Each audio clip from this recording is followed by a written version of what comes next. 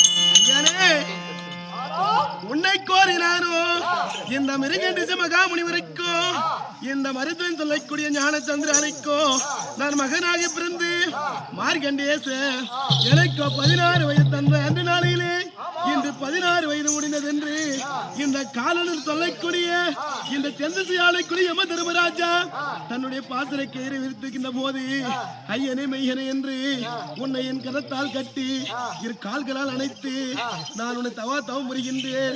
எனக்கு நீண்ட ஆயுள தருமடியாக நான் உண்டனை வேண்டுகின்றேன். என் ஐயனே மெய்யனே என் திருநாசரானே.